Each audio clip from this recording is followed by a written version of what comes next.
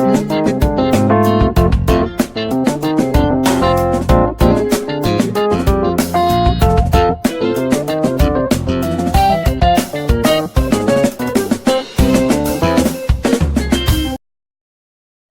everyone, you are welcome to Anchor Network where you get reliable and authentic news that are so crucial to you.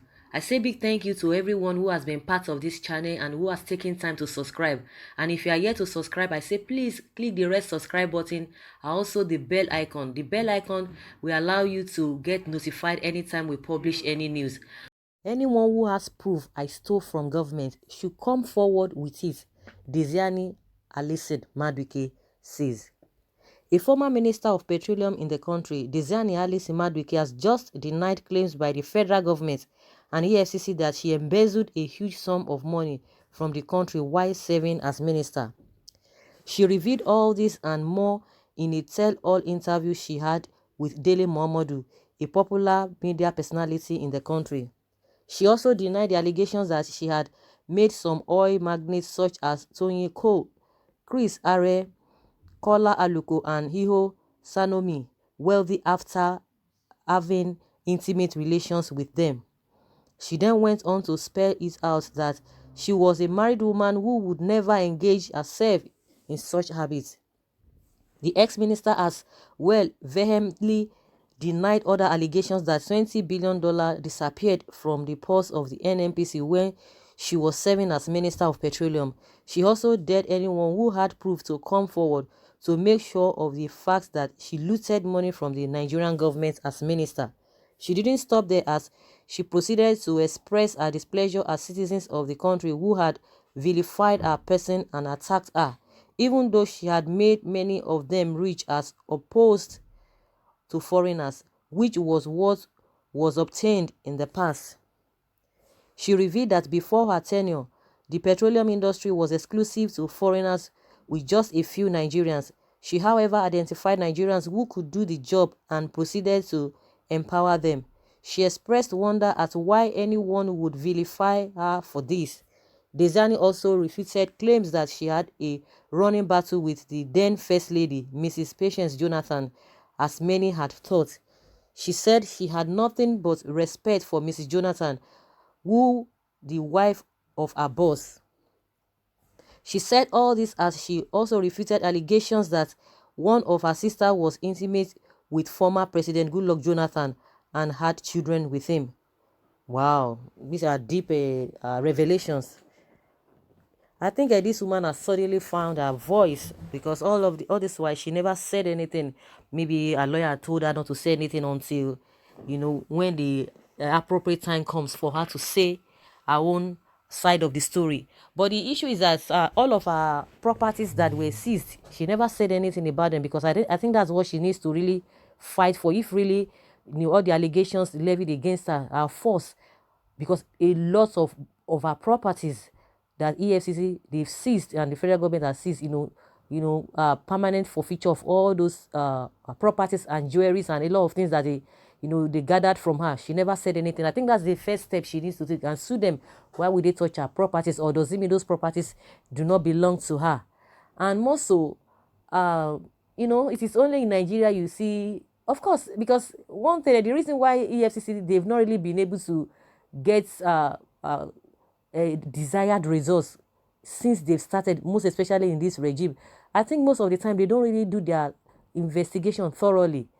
They just maybe they just get little information and they just swing into action, and at the end of the day there will be media trial all over the place. A lot of people that people just assume or believe that they are corrupt or they have stolen from the government. Most of them are just walking on the street freely. So that means if Mr. A will say, I did not steal money. Mr. B will say, I did not steal money. This one will say, no, they are lying against me. This one will say, they are just, just to victimize me because I'm in the opposition party. So where all the monies that we have, where have they gone to? We are always saying corruption, corruption. So how many people have really been convinced or convicted that they really stole money?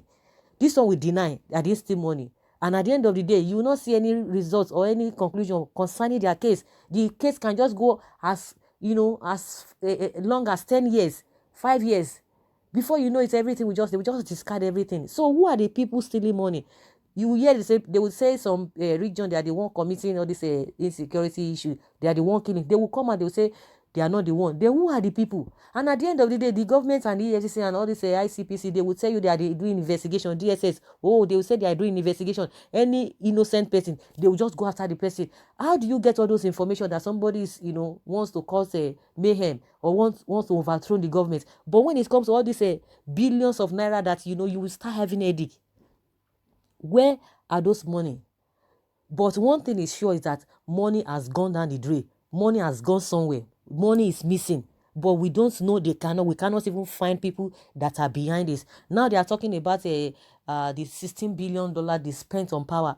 Everybody will come out and say, it's not me. It's not me. Oh. Just like a children will say, when you see, when you caught a child taking something, you are seeing the child koro say, no, it's not me. Oh, it's not me. Everybody say it's not me. It's not me. Say who now? Maybe it is we Nigerians, we that are roaming the streets, we that are walking up and down. Maybe we are the thieves. I don't know if all these people that they are in charge of the country's economy, in charge of the country's coffer, they said they don't know where the money has gone to. Then who is stealing the money? We have a EFCC, we have a ICPC, all of them, DSS, all manner of whatever. Yes, they cannot just bring out somebody. Why does it take forever? It's really appalling. Check out what happened to Ibori the other time. Before you know, immediately they've done everything, they've investigated everything. At the end of the day, they did what they had to do to him, and at the end of the day, he finished what he needed to do, and he came back. But in our own country, we don't even know why it's like that. All of them, because people always say, dog know they chop dog. It will take a thief to recognize another thief. Because if you have soiled your hand in one way or the other, it will be so difficult for you to point fingers at other people, because all of them, they know their secrets. So nobody will want to do anything, because as you are trying to expose somebody is behind you, will want to expose you. So this thing is just like paddy. It's paddy, he chop, I chop. Let me go and take my turn. And that is what is happening. Like Sheikh Usani said, that Buhari can never probe Obasanjo, because Obasanjo did not work in isolation. A lot of people worked with him, and they are still, living, and most of them are in this present government. So, if they draw A, B will draw C, C will draw D. So that is how, because it's a long chain. So our money, have been missing, but we don't know who has been taking the money. The other time, we learned that a snake swallowed money. Somebody just came up, because they've seen the way all these people do. Somebody just came up, oh, snake swallowed money. Everybody was like, snake, how come?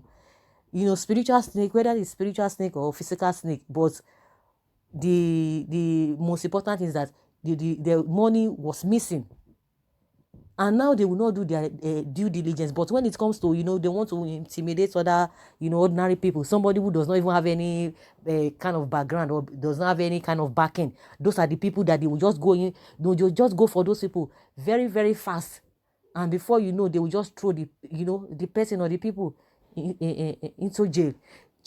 Go and check all our prisons. A lot of people that they've not been able to, get their case done. They are just there. Some are there 10 years, 15 years. Most of them, for the crimes they have not committed, they are just there.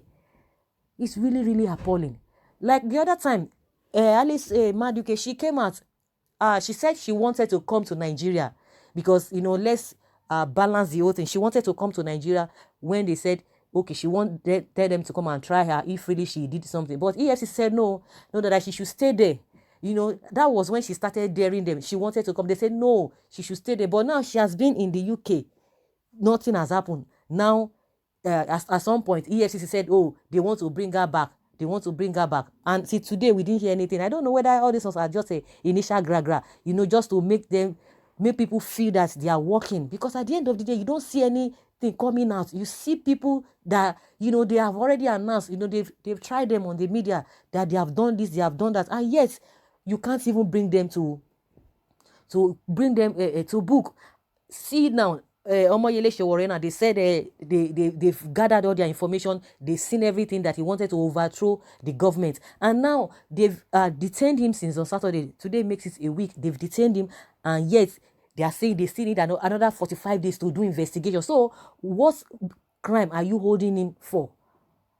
You need another 45 days, and court has said if they still write an application that they need more time, again, they are still going to give them. What are they investigating?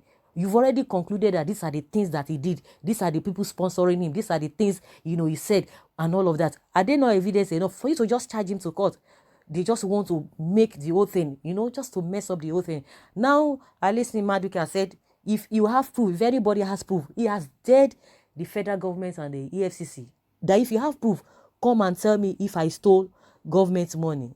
All this why. If I thought that maybe something of such had happened, she must have fortified herself, because for her to be coming out now, although let's give it to her, she made mention of coming to Nigeria that time. The EFCC said no, that let her case be tried in the UK.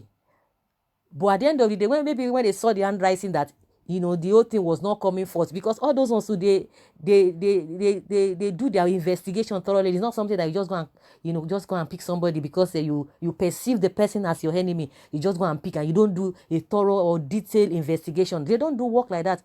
I felt maybe EFCC saw that and that was why they now said, okay, we want to bring this woman back. Or maybe they just wanted to give us a kind of topic so that we'll be discussing that. As at that time, they now said they wanted her back. But at the end of the day, they couldn't, they've not been able to bring her back to Nigeria to try her. But now the woman is having boldness to say, if you think I have done this thing, I dare you, come and hold me, or bring your proof. After all, EFCC they have been doing investigation. So let us hear, or let us see what they are going to come up with, or whether they are going to reply her, and let's see how it goes. But for her to be speaking like this, she has some backing. She has fortified herself. She has done her homework, because she now cannot be just coming out like this. She must have done her homework, and that's why she's daring them. So guys, that's just what we are hearing. The more you look in Nigerian case, the less you see. If you are seeing black, they will tell you it is white. But this thing is koro black, but they will tell you it's white. But you just like, maybe you are blind or you are not normal. That is where we have found ourselves. The more you look, the less you see. So guys, that's my opinion concerning what Alice Maduke has said, that he's never stole anything from the government. Guys, maybe if you have any evidence, you can bring it before us. Let us have it in the comment section. Thank you very much for always listening. Bye.